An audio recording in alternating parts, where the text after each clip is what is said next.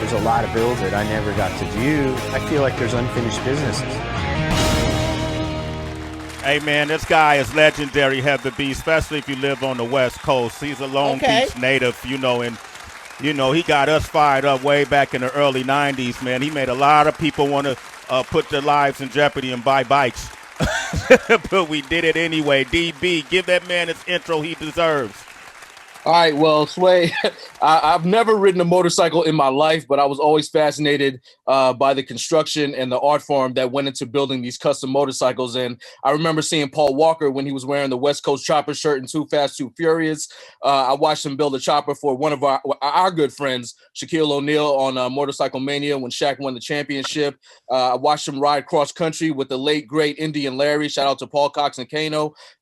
He did an apprenticeship to learn blacksmithing with Yuri Hoffi in Israel, just so he could stay ahead of the game and ahead of the competition and learn metal shaping and fabrication and things of that nature. And please welcome him to the show for the first time, Jesse James, the host of Monster Garage on Discovery Plus. Jesse! Hey, JJ! Grand Rises. How you doing, bro? I'm doing all right. How you guys doing? Man, come on, man. Done a lot of stuff. you didn't know we were talking about you, huh? Yeah, like that. Dang, I've been busy. So. Yep. Hey, man, where did it all start for you in terms of motorcycles and building bikes? Man, it started when I was a kid. My dad was like an antique dealer, and so I started when I was 8, 9, 10 years old buying vintage, like balloon tire, gas tank Schwinn's, and like Shelby bicycles. And then I would paint them and have everything re-chromed and like kind of have this old dude pinstripe it. And then I sold it, and I sold one when I was 9 for like $900. And I think I had like $100 in it. And I'm like, maybe I should do this over and over and over again. Cause like when you're 9 years old and you get $900, that's all yours. When you 30. 30. Right. Yeah. 9. Hey, but shout out to your parents, because they obviously stood by your side and let this crazy kid build bikes. I don't know about that. No. They were more that 1970s, early 80s, like hands-off parenting, like just leave me by myself 24/7 and let me figure it out, Which I didn't like it, and I still don't like it, but I'm thankful because it made me like self-sufficient and just work every day. That's it. Yeah, man. That's the magic. That's the magic trick. Is just work. It's just work. Man, I gotta tell you, I used to ride Swin bikes and Huffy bikes when I was a kid, and the only time I ever been on the first time I was on a motorcycle, I had to get licensed in somewhere near Tarzana, California, so I can interview Tom Cruise for MTV. And I can't think of what was the movie, Mission Impossible. It was the Mission Impossible movie, and he asked me to learn how to ride a bike in one day. And I rode a Suzuki 750, and we did this interview, and I'm riding on the bike, and they put a camera on the tank so that threw the equilibrium off, and I end up wrecking Tom Cruise's bike, bro. And it was like the scariest thing. I went flip. That's the worst bike to like for your first bike, because you're in like you're up all on the front wheel, your nuts are on the tank, and it's like you don't have any room for air. You know what I mean? Like you twitch a little bit and you're going to high side or go down. Like they should have put you on like a Honda scooter or something first, just so you could get your balance, So you're saying Tom Cruise set me up? I think so. No, he's probably just trying to look how badass I am. This guy interviewing me can't even ride a 750, but I'm Tom Cruise. Look at me. Okay, I see what you're saying. I get it, man. I think I was hoodwinked right there. Has any celebrity ever wrecked one of your bikes? Oh, man. I shouldn't throw him under the bus like this, but Tony Martin from the Atlanta Falcons, the wide receiver? Yeah. Dude, he was like, I guess he was doing some MTV Cribs episode, And he like got this brand new CL 600 like V12 and had a custom painted green and green interior and big sound system. And he's like, I want an all chrome bike, like everything chrome and engraved. I'm like, all right, done, let's do it. And then I'm like, the day we got it done, I go, are you cool riding this? Because it had like a big giant motor. I mean, it's like a big power bike. And I guess he filmed the MTV Crib segment with him sitting on it in his garage. And here's Tony Martin from the Falcons, blah, blah, blah. And then he jumped on it after that. He went right to the corner of his street, turned too sharp on the right turn, clipped the curb, high-sided it, and, like, got every single part on the whole bike, like, ripped. Like, Oh my gosh. Damn. like, not even a mile on it, like, maybe 80 feet. And, you know, but Wow. I think at a time, like the early 2000s, like, it was, like, kind of like having like a Richard Mille watch or something like that. Having one of my bikes was like some kind of like OG status symbol or something. Especially for wrestlers, man. You couldn't be an official WWE wrestler unless you had a bike that I built. Like, I believe it was that. like the rite of passage. Yeah, it was crazy times. That's what, it's crazy too, Jesse, hearing you say that, because when I think of your occupation, I'm just like, this is a man's man. You know what I mean? With all of this adrenaline and using your hands to create and power. So do you have a soft side? Like, Valentine's Day is coming up. Would you ever like lay on a bed with rose petals? Like, what's your soft side like, if it's there? I don't know about all that. I'm in a bad mood today because my goddamn coffee maker broke this morning. I have this new espresso machine I have for a week, and I love it. It makes the best, strongest espresso ever, and now it won't work. And so I'm on the text chat help with Amazon trying to get it returned for the last 45 minutes before I talk to you. So I'm not that great of a mechanic. Yo, I like Jesse, boy.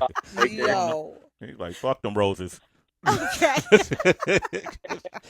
I'm not But yeah, mad anyway, getting back to what were you talking about? Edible panties for Valentine's Day? If you want to take it there. Whose idea was that? That wasn't. That was actually what, to eat panties. I mean, I'm not gonna get in that conversation with you, Jesse James. I'm not gonna talk eating panties with you. But I do want to know, because I follow your career, and I know a lot of the fame, the celebrity, it could take a toll on people. And I know you stepped away from the spotlight for a while. What led you to the decision to return to TV and bring back this show?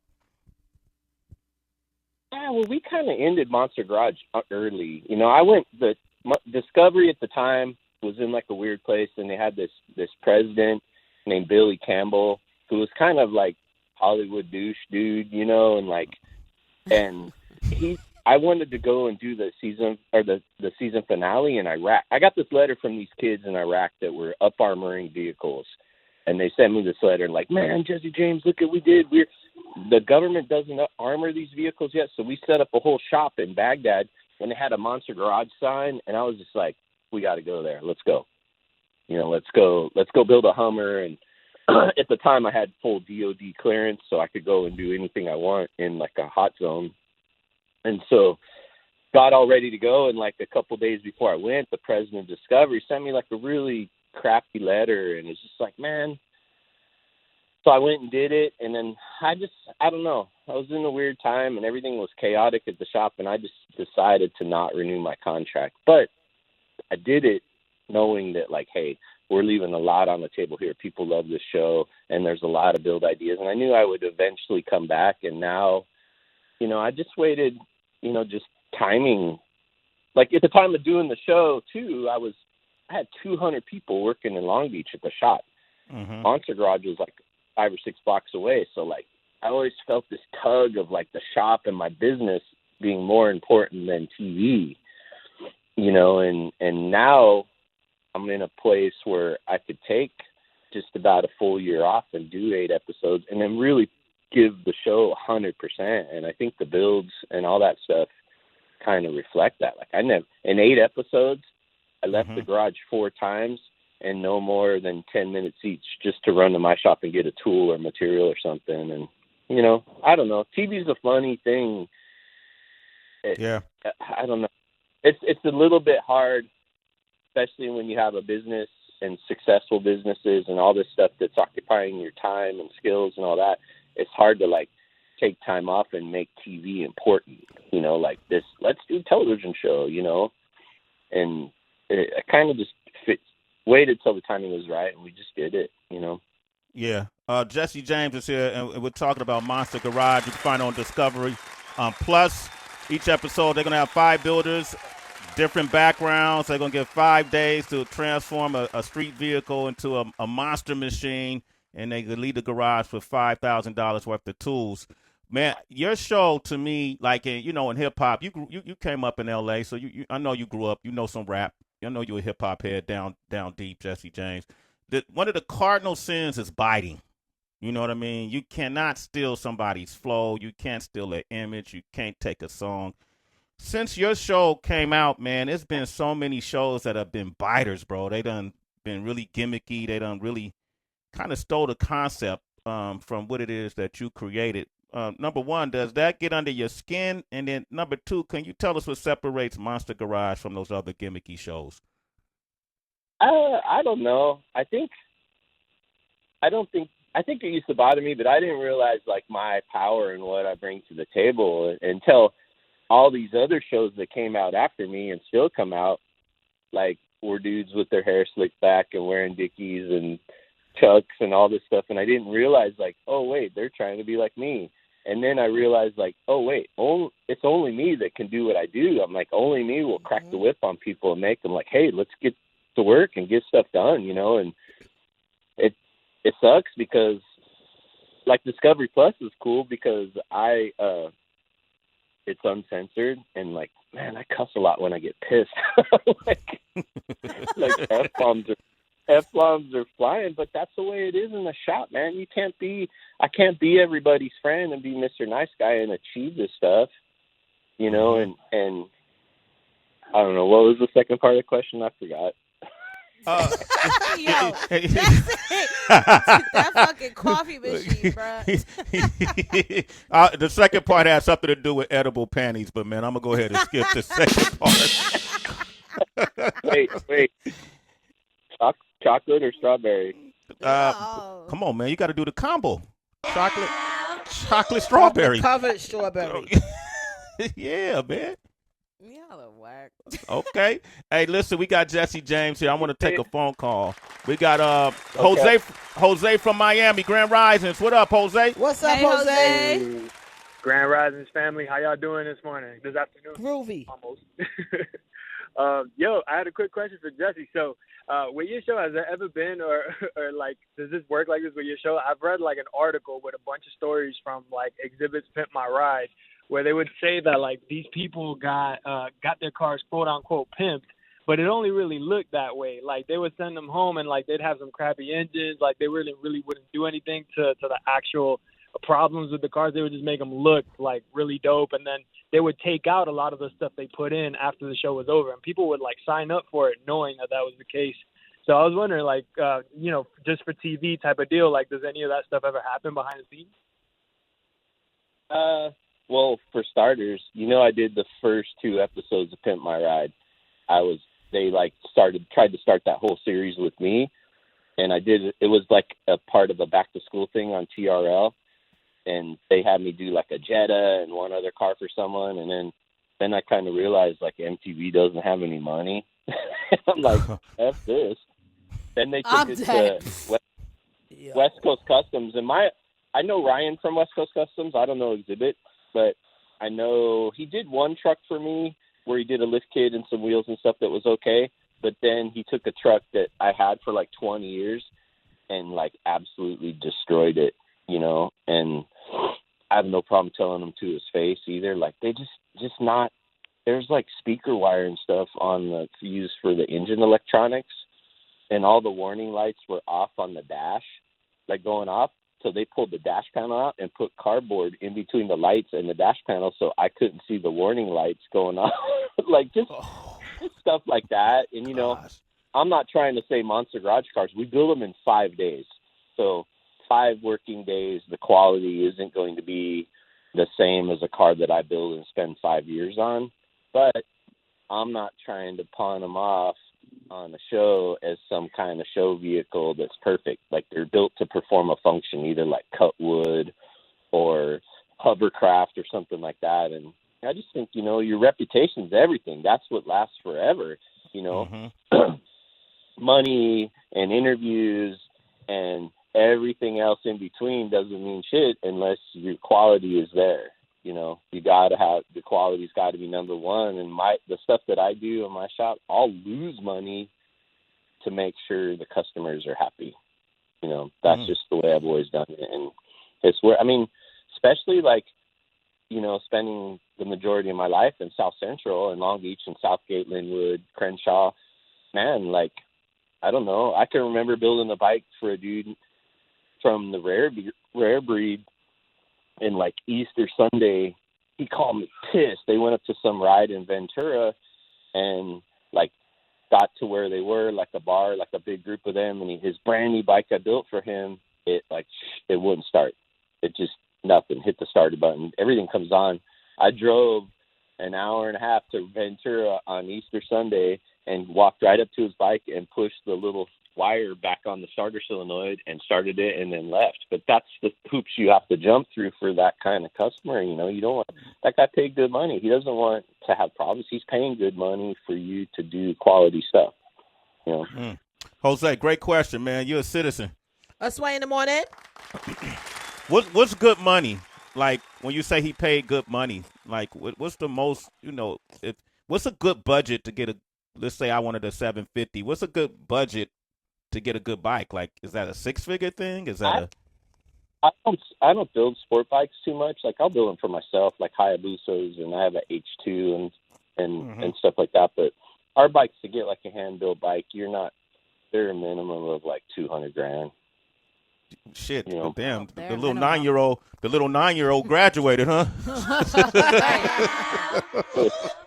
Yeah, Get but that it's espresso. not, I mean, you could throw that big number out there, but if you really figure all the hours and time I have, I'm probably making like $8 an hour.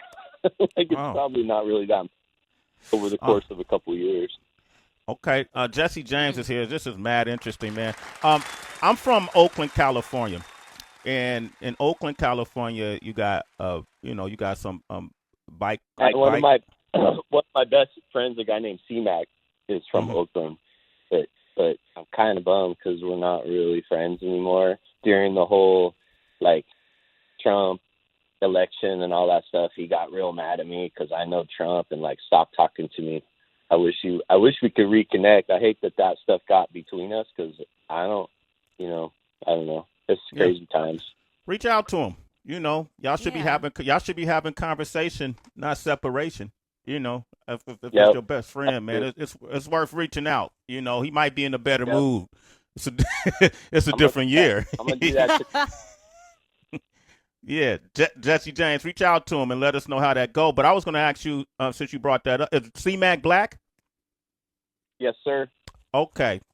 So you got the East Bay Dragons in Oakland, which is like one of the biggest bike clubs that came out of Oakland, Wise Guys, so on and so forth. And they worked really well with the Hells Angels. And, you know, so you got black and white bike crews that work really well. There's a stigma about bike culture that is very divided, and you know, it's a lot of racist undertones to bike culture. It depends on what part of the country you're in. Can you speak to that? Well, did you ever see that documentary I made called History of the Chopper? Yes. I made it for Discovery in like 2008 or 9, and I had this whole motorcycle I had this whole motorcycle that I restored, but while I was restoring it, I kind of tacked, because I've seen it forever. Like, I've always had a Harley since I was 15 and always been around the culture, but you go to like bike shows and stuff, and there's like guys with big swastika flags and things like that, and like, I just don't think, well, the whole documentary, I found out, like, with research and all the stuff in the course of the documentary, I found out the two bikes were Easy Riders, the biggest biker movie in the history of the world ever. Both those bikes were built by a guy named Benny Hardy, who was a black man in the South Bay, and a guy named Cliff Voss that was Black Gorilla Family. Those two guys built the bikes for Easy Riders.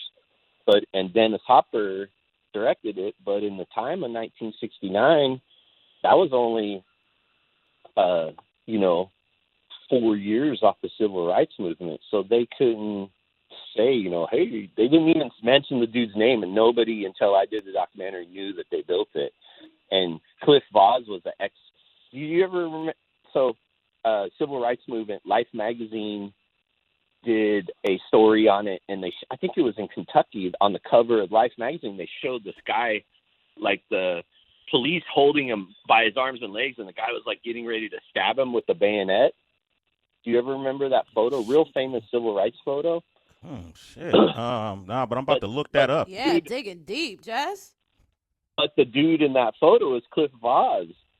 That was in 64, 65. He's the guy that built the Easy Rider bikes. He was from California, and these guys, it all started in the late 1990s. Business was doing good, and I'm like, yeah, I'm gonna put an ad in Easy Riders magazine. They wouldn't let me do it. They said, because I used my friend from Richie from Long Beach that I rode with, that was part of our crew. He happened to be black. And they said, yeah, we can run an ad, but you have to do a different photo because we can't run this stuff. I'm like, hey, why not?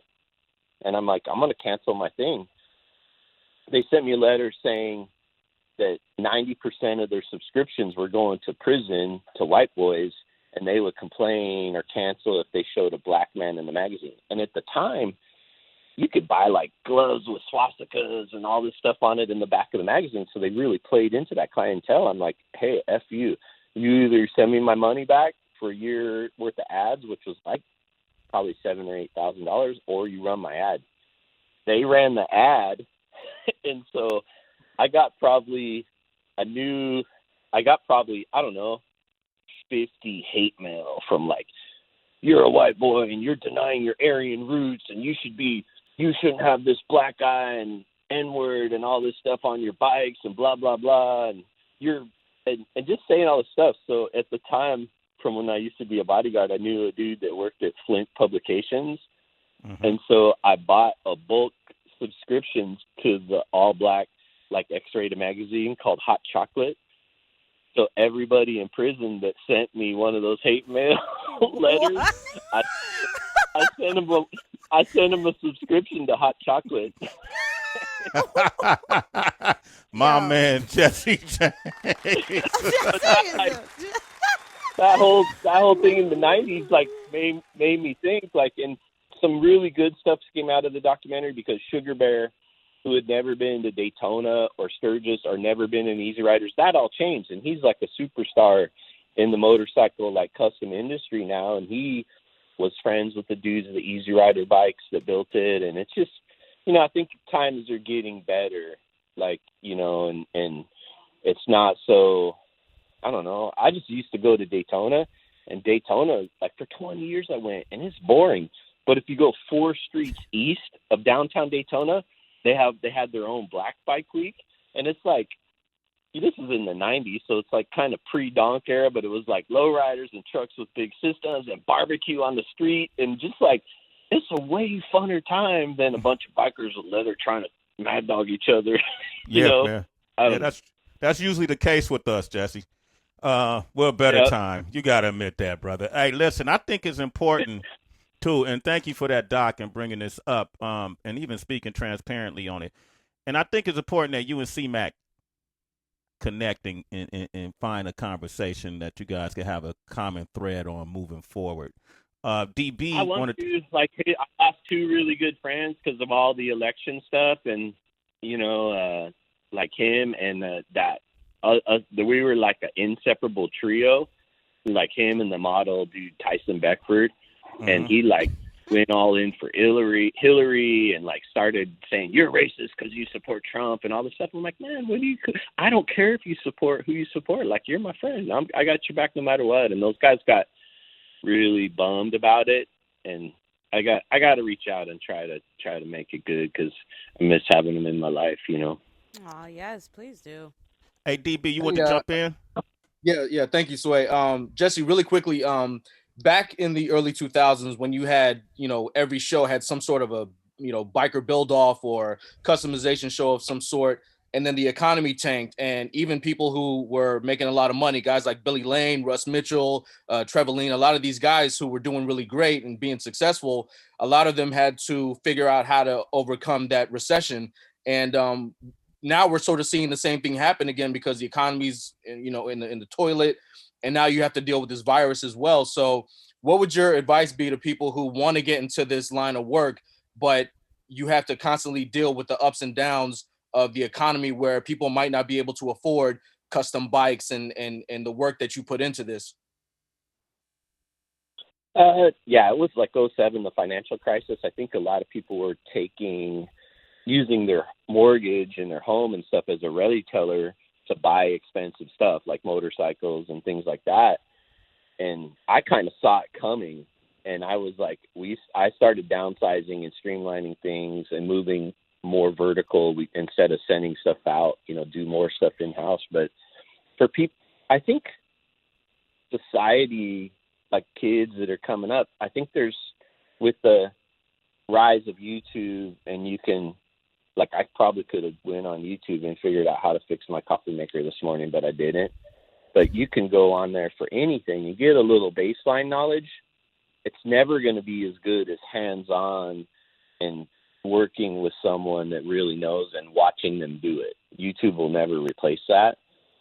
But I think lots of guys like want to do what I do. I mean, I get letters. Everybody wants to come and work with me and learn from me and apprentice. But I think the simple fact of asking, that's trying to take the easy way. Like, oh, I'm going to find this dude that mastered this craft and ask if I can come for a week and spend some time with him, and then I'll learn everything he knows, and then I'll go back and I'll be a master of my craft. That's not a realistic point of view, because to learn what I know in a week or 2 weeks or a month or a year, it's never going to happen. I've been doing it for 30 plus years, and it's like you have to really